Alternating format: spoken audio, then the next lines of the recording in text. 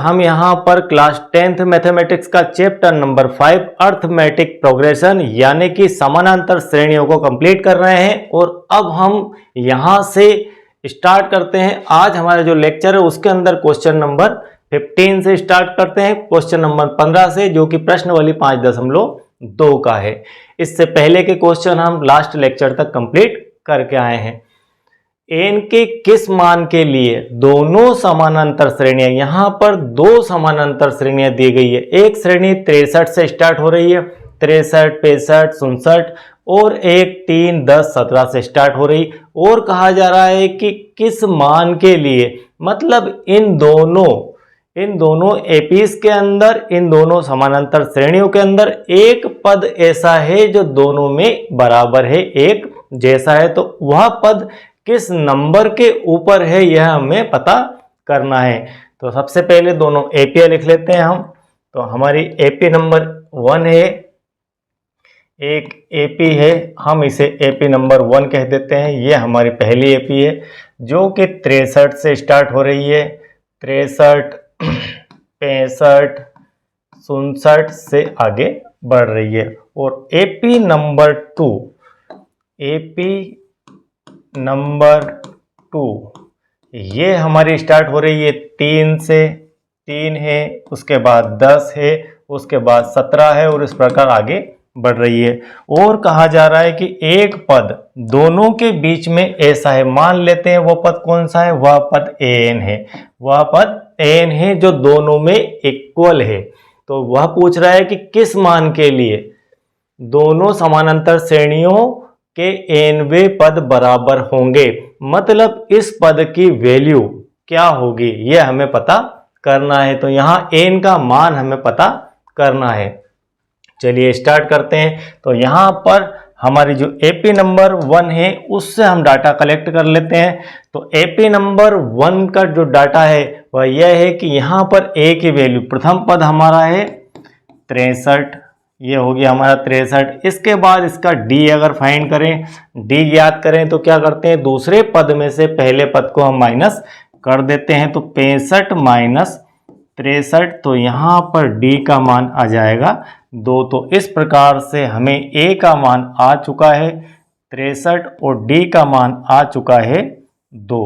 और इसके साथ ही एपी नंबर 2 के लिए यदि हम a का मान देखें तो यहाँ पर a की वैल्यू है 3, a का मान 3 आ जाएगा। इसके साथ ही यदि d का मान देखें तो d इक्वल टू 10 में से 3 माइनस, दूसरे सेकंड टर्म में से फर्स्ट टर्म को माइनस, दूसरे पद में से पहले पद को माइनस कर देंगे। तो d का मान यहाँ पर आ जाएगा, 10 में से 3 गया तो 7 बचा। तो यहाँ पर d का मान 7 है और यहाँ a का मान 3 है। इस प्रकार हमने a और d के मान निकाल लिए। क्योंकि हमें n का मान चाहिए, तो हम यहाँ पर an जो पद है वह हम मान चुके हैं कि यह पद इन दोनों में इक्वल टर्म है। कौन सी टर्म, an वाली टर्म दोनों में इक्वल टर्म है। तो इक्वल टर्म लेकर हम इस क्वेश्चन को सॉल्व करेंगे, ठीक है। तो यहाँ पर हम एक तरफ ये वाला an ले लेते हैं एपी फर्स्ट का, ये आपकी एपी फर्स्ट के लिए है, और इस तरफ आपकी एपी सेकंड है, ये एपी सेकंड के लिए। तो फर्स्ट एपी के लिए हम लेते हैं an, ठीक है, और सेकंड एपी के लिए अगेन लेते हैं an। ये दोनों अलग अलग कलर चल रहे हैं आपके, ये एक an है, ये एक दूसरा an है। ये an को अगर देखें हम, तो यहाँ पर हम an का फार्मूला यदि फिट करें तो हम जानते हैं कि an का फार्मूला क्या होता है। an का यहाँ पर फार्मूला है a plus n minus 1 into D, ठीक है। और इस an के लिए फार्मूला बनता है हमारा a plus n minus 1 into D. आप क्वेश्चन को बेहतर समझ गए होंगे कि हम ऐसा क्यों कर रहे हैं। फिर से एक बार क्वेश्चन पर लेकर चलता हूं मैं आपको। n के किस मान के लिए, हमें n का मान ज्ञात करना है, के लिए दोनों समानांतर श्रेणी ये वाली और ये वाली एपी 1 और 2 के nवें पद बराबर होंगे, मतलब an की वैल्यू दोनों में आपस में बराबर है। तो an एक पद की वैल्यू है, लेकिन किस नंबर का टर्म है ये नहीं पता, तो वह किस नंबर का टर्म है, वह nth नंबर का टर्म है। ठीक है, तो n नंबर का वह टर्म है, तब हम जाकर an को an के इक्वल कर रहे हैं कि AP नंबर 1 का और AP नंबर 2 का जो an है वो दोनों आपस में बराबर टर्म है। ठीक है, इन पदों का मान बराबर है, बराबर जरूर है, लेकिन ये किस नंबर पर मौजूद है ये पद, ये हमें नहीं पता है, वही हमें जानकारी निकालना है। ठीक है, तो ये हमने रख लिया। अब आगे बढ़ते हैं, इनकी वैल्यू रखते हैं। ए की वैल्यू यहाँ पर है, अब हम एक सिंगल कलर का पेन यूज कर लेते हैं दोनों को कॉमन के लिए। ए के लिए 63, ये रख दिया हमने 63 प्लस n-1 इंटू डी की वैल्यू यहाँ पर है 2। हमने इनके मान पुट कर दिए। ए का मान 63, n ज्ञात करना है, डी का मान यहाँ पर 2 है AP नंबर 1 के लिए, और सेकंड के लिए ए का मान यहाँ पर 3 है, n फाइंड करना है -1, और डी का मान यहाँ पर है 7। अब सॉल्व कर देते हैं। 63 plus 2n minus 2 equal to 3 plus 7n minus 7। n को एक तरफ कर लेते हैं और संख्या एक तरफ ले आते हैं। यहाँ 2n है, उसे उस तरफ ले जाते हैं और बाकी नंबर्स को हम इस तरफ ले आते हैं। तो इस तरफ आपका 63 माइनस 2, और आपका यह 3 इधर आया तो माइनस का हो गया, और 7 इस तरफ आया तो प्लस का हो गया। चिन्ह बदल गए इनके। अब हमारे इधर बचा 7n, और यह आपका 2n उस तरफ गया तो माइनस का 2n हो चुका है। ठीक है, एक बार और मिला लीजिए। 63 माइनस 2, ये 3 इस तरफ आया माइनस का हुआ, और 7 इस तरफ आया प्लस का हुआ। अब इसे सॉल्व कर देते हैं। तो 3 और 2 5, 5 7 में से गए तो 2 गए बचे, तो यहाँ पर कुल मिलाकर 65 बराबर 7n में से 2n माइनस हुए तो 5n। तो यहाँ पर भाग देने के बाद फाइनली n की वैल्यू आती है, 5 का भाग 65 में लगाएंगे तो 13 बार, n बराबर 13, तो वह 13वें नंबर का पद है। अब हम क्वेश्चन के अकॉर्डिंग हमारा स्टेटमेंट फाइनल आंसर का जारी होता है, वही हम करते हैं यहाँ पर कि जो आंसर आया है उसे आप एक बार एनालिसिस के लिए अपने क्वेश्चन से जरूर मिलान करिए। यहाँ पर n बराबर 13 आया है, इसका अर्थ है कि n की जो वैल्यू 13 है वह कैसी वैल्यू है, जिसके लिए n पद का मान बराबर होगा, मतलब 13वें नंबर पर 1 2 3 इस प्रकार से गिनते हुए जाएंगे तो 13वें नंबर पर यहाँ भी एक पद मिलेगा और यहाँ भी एक पद मिलेगा, जिसका मान आपस में बराबर होगा, और बराबर के साथ में वह 13वीं पोजीशन के ऊपर होगा। ठीक है, तो इस प्रकार हमारा आंसर इसको डिकोड करता है। ठीक है, चलिए इसके बाद आगे बढ़ते हैं और नेक्स्ट क्वेश्चन हमारा देखते हैं। इस क्वेश्चन को यदि हम मोस्ट आईएमपी क्वेश्चन की श्रेणी में रखें तो गलत नहीं होगा। कई बार एग्जाम के अंदर पूछा जा चुका है, सीबीएसई अन्य बोर्ड के अंदर बहुत बार यह क्वेश्चन पूछा गया है, इसलिए हम इसे मोस्ट आईएमपी की श्रेणी में रख लेते हैं। सभी बोर्ड के अंदर ऑल इंडिया में यह पूछा जाता है और बहुत ही काबिल क्वेश्चन भी है। वह एपी ज्ञात कीजिए जिसका तीसरा पद 16 है। ठीक है, बड़े ही ध्यान से इस प्रकार के क्वेश्चनों को पहले रीड करना चाहिए। जिसका तीसरा पद 16 है, तीसरा पद मतलब एक एपी है। हम पहले एक एपी बना लेते हैं कि हमारी जो एपी है कुछ इस प्रकार की एपी है।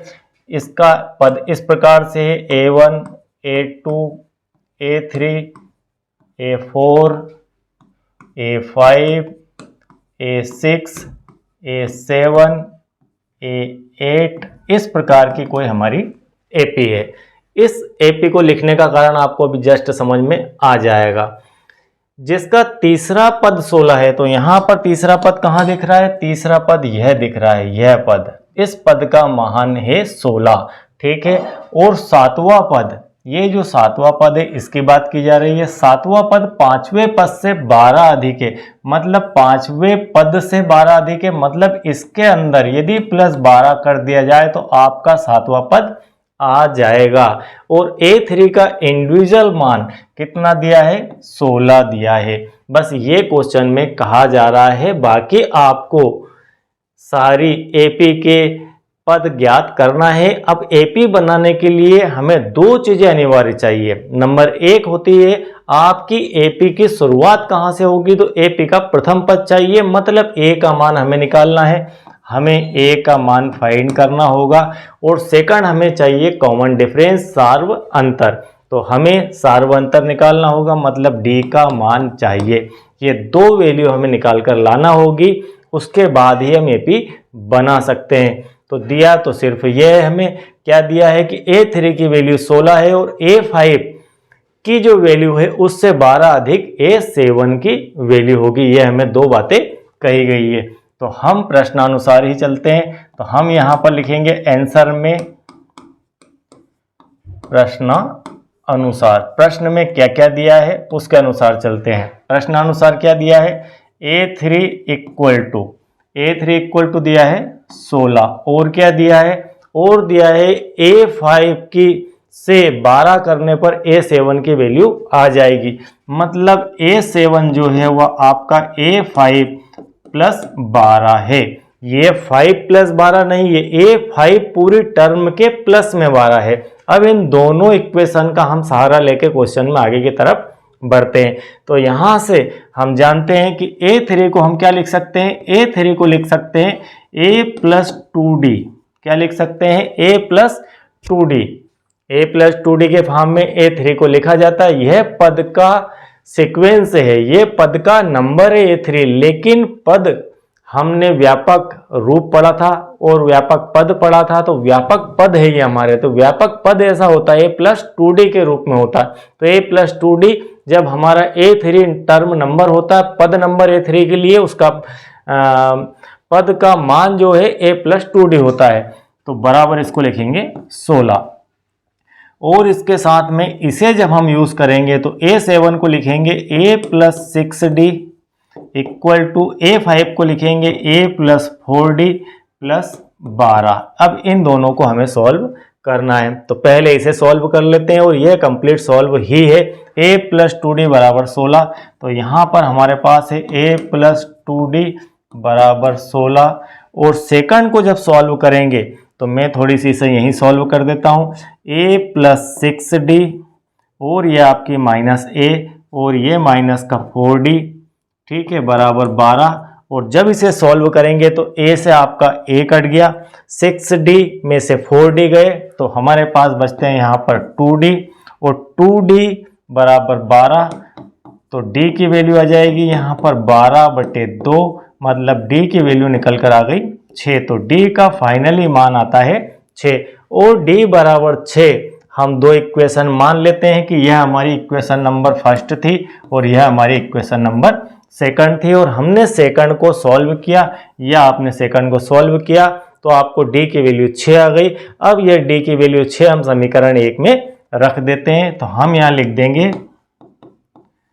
समीकरण फर्स्ट में D बराबर 6 रखने पर, तो A प्लस 2 गुणित 6, D का मान यहाँ पर 6 रख दिया, बराबर 16, तो A प्लस 6 दूना 12 बराबर 16, तो A बराबर 12 उस तरफ जाएगा तो A का मान आपको आ जाएगा फाइनली 4। तो यहाँ D की वैल्यू 6 आ गई और A का मान 4 आ चुका है। अब आप आराम से आपकी AP को बना सकते हैं, तो चलिए AP बना लेते हैं। हम AP बना लेते हैं। हमारी AP कुछ ऐसी थी, अभी जो क्वेश्चन में थी, यहाँ A1 था, यहाँ A2 था, यहाँ A3 था, यहाँ A4 था, यहाँ A5, A6 और A7, ठीक है। यहाँ पर 3 की वैल्यू हमें दे रखी थी, यहाँ पर 16, और इनमें रिलेशन दे रखा था कि इससे प्लस 12 करने पर हमें A7 की वैल्यू प्राप्त हो जाएगी। और हम जानते हैं कि यह AP का क्रम है, और AP का व्यापक रूप क्या होता है, व्यापक रूप होता है। हमें AP का अगर व्यापक रूप लिखना हो तो कैसे लिखेंगे, हम ऐसे लिखेंगे, A होगा ए प्लस डी होगा, एक एक डी बढ़ता जाएगा, ए प्लस 2d होगा, ए प्लस 3d होगा, ए प्लस 4d होगा, ए प्लस 5d होगा। इस प्रकार से यह सीक्वेंस आगे बढ़ती चली जाएगी।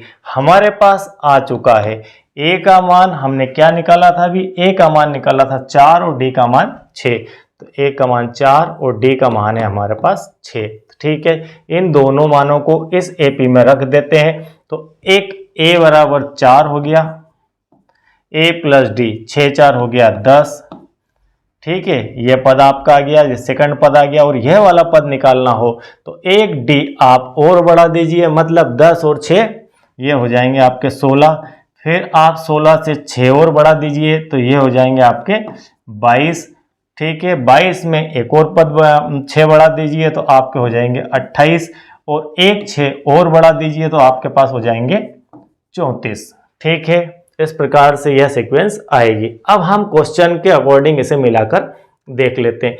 क्या तीसरा पद 16 आ रहा है? हमने करके देखा, बना के देखा तो यस, तीसरा पद हमारा 16 आ रहा है। ठीक है, तो यह हमारी जांच का बिंदु था जो क्लियर हो गया। अब A5 की जो वैल्यू है उससे 12 ज़्यादा है A7 की वैल्यू। तो 5 कहाँ है हमारा? यह हमारा 3 4 और 5, ये 5 है। इसके आगे यदि और बढ़ाते हैं हम तो यह 6 तक पहुंचा था, यह हो गया आपका फाइनली 40। ठीक है, तो यहाँ हमारा ही A5 और इसमें यदि प्लस 12 करते हैं तो हमें 40 प्राप्त हो जाता है। तो हमने आंसर को भी यहाँ पर चेक कर लिया, सीक्वेंस को भी चेक कर लिया, सीक्वेंस बना भी ली, सीरीज बना भी ली, उसे चेक भी कर लिया। तो इस प्रकार से आपको अपनी समझ बनानी है कि एपी को फाइनली पढ़ा किस तरीके से जाता है, इसे याद किस तरीके से रखा जाता है। तो आप ज़्यादा याद रखने की कोशिश के बजाय समझने की कोशिश कीजिए कि इस प्रकार से एपी को समझा जाता है। कुछ भी नहीं है एपी के अंदर, बस एक लाइन में यह लिखिए यह एपी है, और इसका अगर लास्ट का पद हम लिखना चाहें तो a + n-1 इंटू डी के फॉर्म में लिखा जाता है, और यह एपी का नंबर होता है। तो नंबर यह है और उसका वैल्यू यह है उस नंबर की। ठीक है, तो इस प्रकार आप एपी बना सकते हैं। चलिए आगे बढ़ते हैं। तो यह हमारा क्वेश्चन कंप्लीट हो गया इस प्रकार से यहाँ पर, और बाकी यहाँ पर। अब हमारा एपी में क्वेश्चन नंबर 17। ठीक है, तो 17 जो क्वेश्चन है 17 नंबर का, 3 8 13 253 में अंतिम पद से 20वां पद ज्ञात करना है। ठीक है, हमें क्या करना, अंतिम पद से 20वां पद ज्ञात करना है। इसका एक शॉर्ट तरीका होता है और सीधा तरीका होता है कि हम एपी को ही चेंज कर दें। तो हम एपी को चेंज से अर्थ है कि एपी की पोजीशन अपोजिट कर देते हैं, हम एपी को बदल देते हैं। हम एपी को बदल के ऐसा लिख सकते हैं कि 253 से हमारी एपी स्टार्ट हो रही है और लास्ट में हमारे पास क्या है, 3 है, तो इसे यहाँ लिख दो, और 8 इसके पहले वाला टर्म है और इससे पहले हमारी 13 है। तो इस प्रकार से हमने एपी को लिख दिया और बीच में हमारी जगह यहाँ पर अभी खाली है। ठीक है, हम इसे भी फिल कर देंगे। अब हमें सीधी सी बात है कि इस तरफ से 20वां पद चाहिए, पहले हमें उस तरफ से 20वां पद चाहिए था, तो हमने एपी को अपोजिट डायरेक्शन में लिख दिया। अपोजिट डायरेक्शन में लिखने से हमें इस तरफ से एपी का 20वां पद फाइंड करना है। मतलब यहाँ पर कहीं पर मान लीजिए कि आपका A20 है और इस A20 की वैल्यू हमें फाइंड करनी है।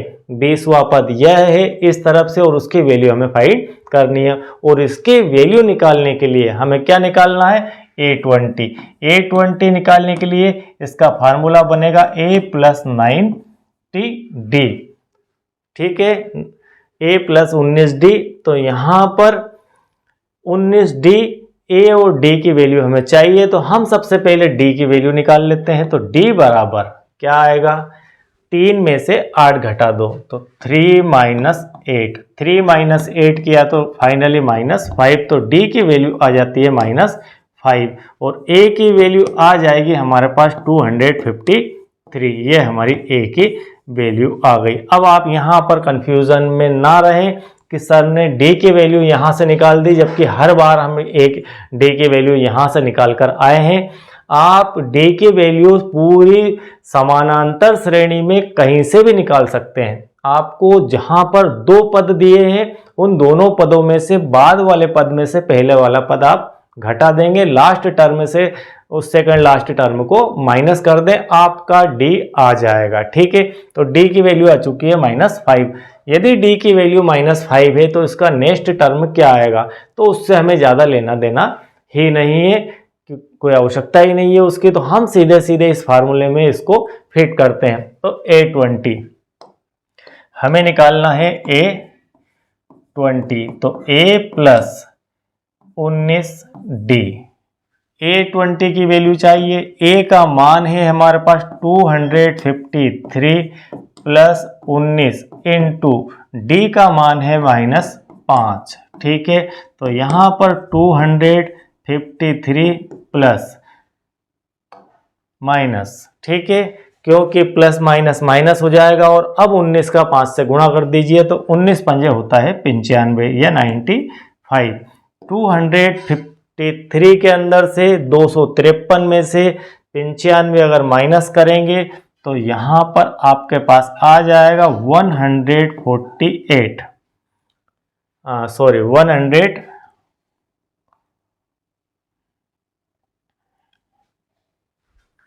क्या यार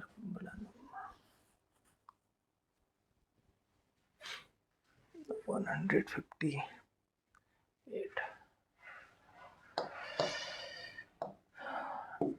158 आ जाएगा। ठीक है, 253 में से 95 माइनस किए तो 158 हमारे पास बच जाएंगे, तो 158 यहाँ पर बच गए, और यही फाइनल हमारा आंसर है। उस 20वें पद का मान क्या होगा, तो 20वें पद का मान है 158। तो इस प्रकार से इस क्वेश्चन को बड़े ही सिंपली तरीके से हम सॉल्व कर सकते हैं। बस आपको यह थोड़ा सा ध्यान रखना है कि इस प्रकार की परिस्थिति में हम एपी को पलटकर भी लिख सकते हैं। ठीक है, चलिए आगे बढ़ते हैं।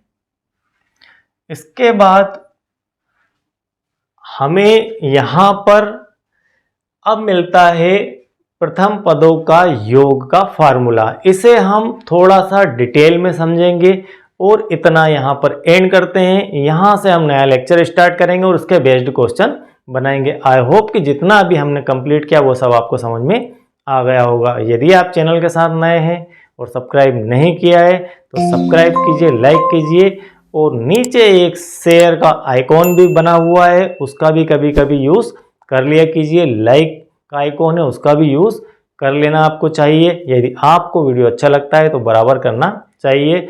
Thank you very much.